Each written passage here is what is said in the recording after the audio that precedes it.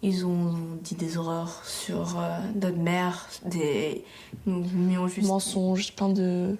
ils ont créé des histoires. À 21 et 17 ans, Jade et Joy Halliday ont décidé de briser le silence qui durait depuis 6 ans et de raconter pour la première fois leur version de l'histoire dans une interview exceptionnelle diffusée dans 7 à 8 sur TF1 en décembre 2023, suivie d'une longue interview accordée à Paris Match. Pendant toutes ces années, les deux filles adoptives de Johnny et Laetitia sont restées dans l'ombre, observant en silence la guerre d'héritage qui déchirait leur famille, écoutant les accusations portées contre leur mère sans jamais pouvoir répondre. Mais ce jour-là, elles ont décidé que c'était terminé, qu'il était temps de dire ce qu'elles pensaient vraiment de David Hallyday et Laura Smet, leur demi-frère et demi-sœur, qu'elles accusent ouvertement d'avoir trahi la famille en les assignant en justice alors qu'elles n'étaient que des enfants en deuil. Ce qu'elles ont révélé ce jour-là a choqué toute la France et a remis en question tout ce que l'on croyait savoir sur cette affaire qui n'en finit plus de diviser le clan Hallyday. Pour comprendre l'importance de cette prise de parole, il faut d'abord saisir qui sont vraiment Jade et Joy Halliday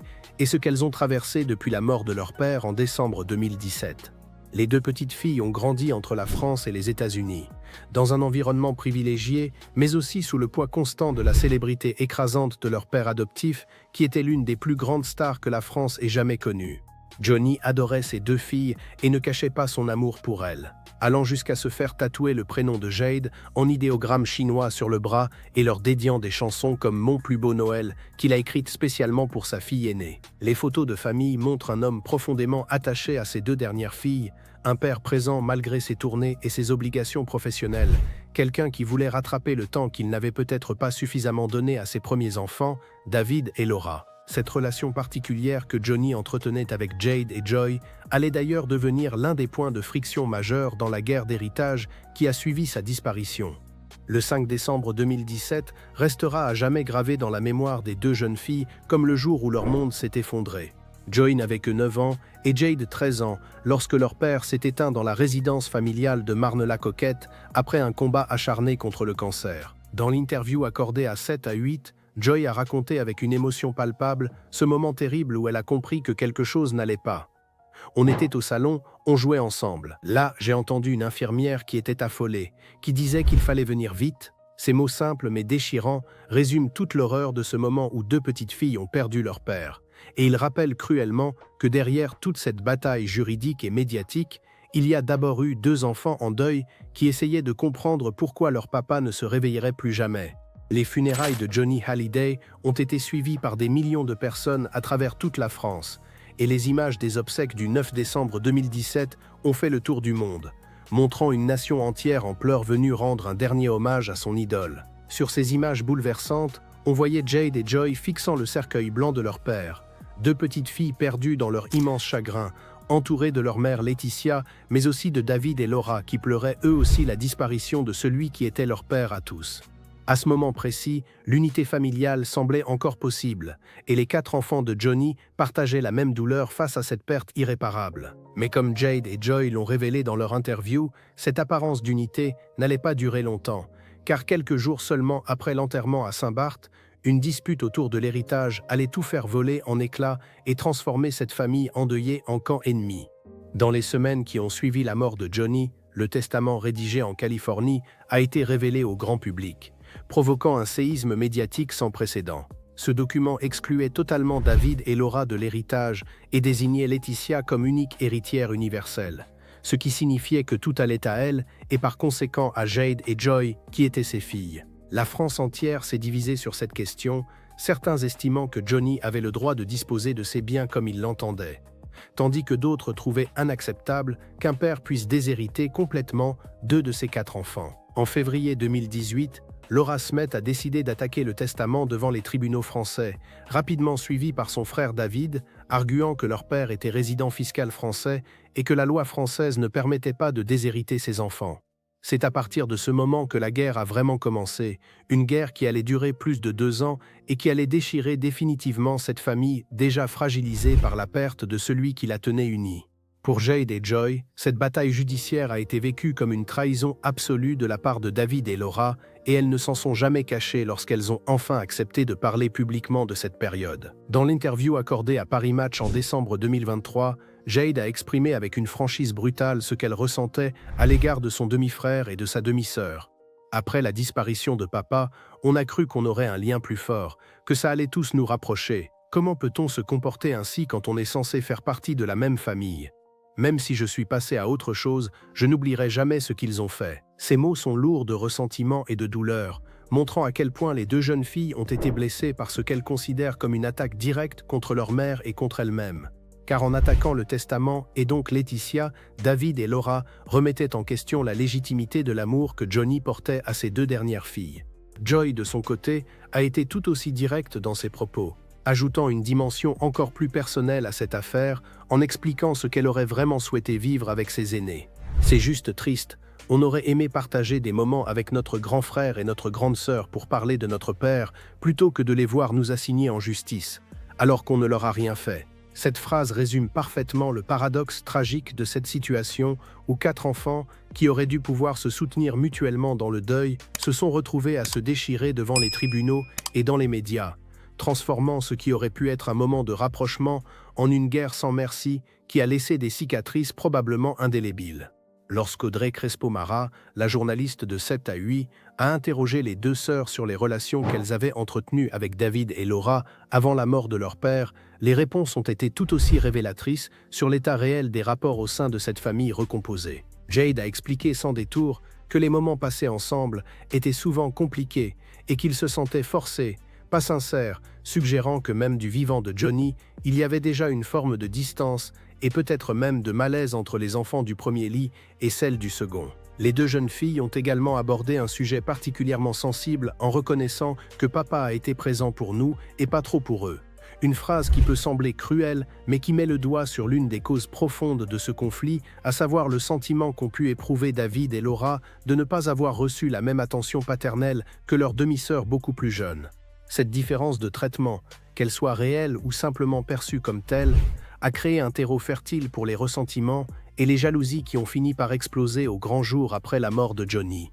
David et Laura ont grandi avec un père souvent absent, pris par sa carrière et ses excès, tandis que Jade et Joy ont connu un Johnny plus posé, plus présent, un homme qui avait appris de ses erreurs passées et qui voulait être un meilleur père pour ses dernières filles. Cette réalité douloureuse pour les aînés a probablement joué un rôle dans leur réaction face au testament.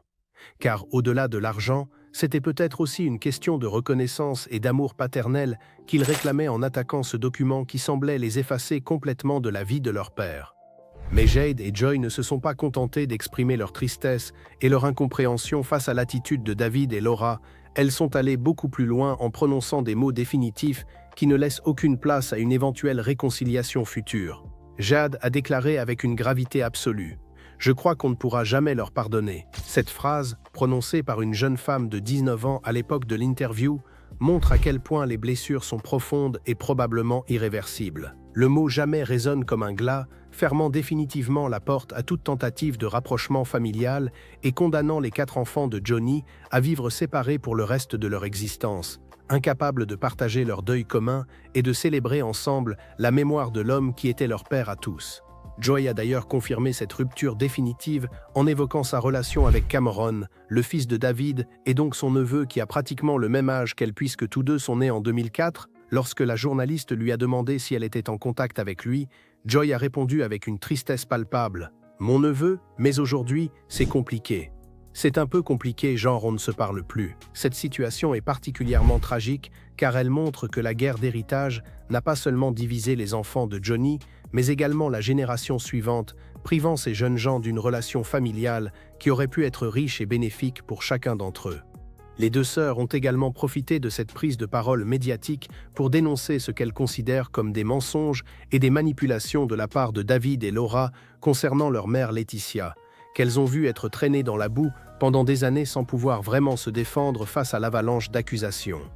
Les proches de Johnny comme Eddie Mitchell, Jean-Marie Perrier, Sylvie Vartan et bien d'autres ont tous pris position publiquement contre Laetitia, l'accusant implicitement ou explicitement d'avoir manipulé Johnny pour obtenir ce testament qui excluait David et Laura. Et cette campagne médiatique a été extrêmement difficile à vivre pour Jade et Joy, qui voyaient leur mère transformée en monstre par les médias et l'opinion publique. Dans leur interview, Elles ont tenu à rétablir ce qu'elles considèrent comme la vérité en affirmant que les accusations portées contre leur mère étaient injustes et blessantes, et qu'elles ne correspondaient absolument pas à la réalité de ce qui s'était passé dans les derniers mois de la vie de leur père. En juillet 2020, un accord a finalement été trouvé entre Laetitia et les enfants de Johnny, mettant officiellement fin à la bataille judiciaire qui avait duré plus de 2 ans et demi. Laura a accepté une compensation financière de 2 600 000 € ainsi que quelques objets personnels de son père, dont 2 guitares qui avaient une valeur sentimentale inestimable, tandis que David s'est retiré du conflit sans rien obtenir en retour, affirmant qu'il ne se battait pas pour l'argent, mais pour le principe et la mémoire de son père. Cet accord aurait pu marquer le début d'une accalmie dans cette guerre familiale, mais comme l'ont montré les déclarations de Jade et Joy en 2023, rien n'a vraiment changé dans les relations entre les différents protagonistes de ce drame, et les rancœurs restent aussi vives qu'au premier jour. Au-delà de cette guerre d'héritage qui a monopolisé l'attention médiatique, pendant des années, Jade et Joy ont également parlé de leur vie actuelle et de la manière dont elles essaient de se construire malgré ce lourd héritage familial. Jade, qui a aujourd'hui 21 ans, étudie la mode à Los Angeles et envisage de créer sa propre marque dans les années à venir, montrant qu'elle a l'intention de tracer son propre chemin plutôt que de vivre éternellement dans l'ombre de son père. Elle a également officialisé sa relation amoureuse en juillet 2025 sur les réseaux sociaux avec un message touchant adressé à son compagnon, et elle a pris la décision de déménager chez lui à la rentrée, marquant ainsi son entrée officielle dans la vie adulte. Joy, de son côté, poursuit sa scolarité au lycée français de Los Angeles et se prépare à passer son baccalauréat, tout en gérant une présence sur les réseaux sociaux qui dépasse désormais les 80 000 abonnés sur Instagram. Les 2 jeunes filles ont également révélé dans leur interview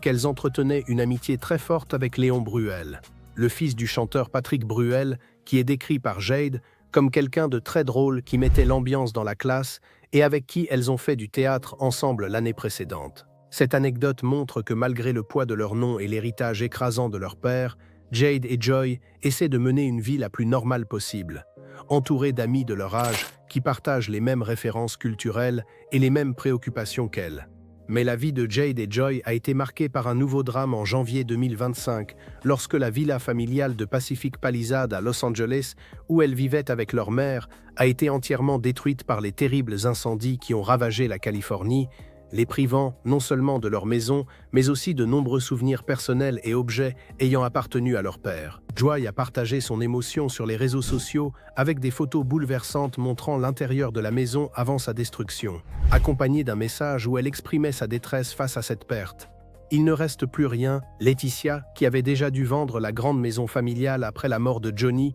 pour des raisons financières et qui avait acheté cette propriété plus modeste, s'est retrouvée une fois de plus obligée de tout reconstruire et de chercher un nouveau logement pour que ses filles puissent continuer leurs études dans les meilleures conditions possibles. 7 ans après la mort de Johnny Hallyday, la guerre d'héritage semble enfin s'être apaisée sur le plan juridique avec l'accord trouvé en 2020. Mais comme l'ont montré les déclarations fracassantes de Jade et Joy en décembre 2023, les blessures émotionnelles sont loin d'être guéries, et les rancœurs restent extrêmement vives entre les différents membres de cette famille éclatée. Les 4 enfants de Johnny vivent désormais dans des mondes parallèles qui ne se croisent jamais, chacun cultivant sa propre version de la vérité et sa propre mémoire du rocker, incapables de se réunir pour célébrer ensemble l'héritage de celui qui était leur père à tous. David et Laura continuent leur vie de leur côté, poursuivant leurs carrières respectives dans la musique et le cinéma, tandis que Jade et Joy grandissent à Los Angeles sous la protection de leur mère Laetitia, essayant de se construire une identité propre